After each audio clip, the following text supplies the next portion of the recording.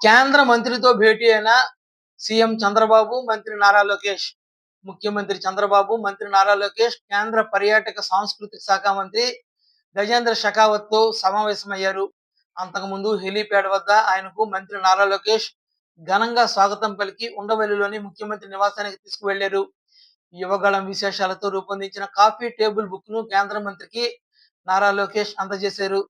రాజమండ్రిలో పలు అభివృద్ధి పనులు చేపట్టినందుకు ఆయనకు ధన్యవాదాలు తెలిపారు.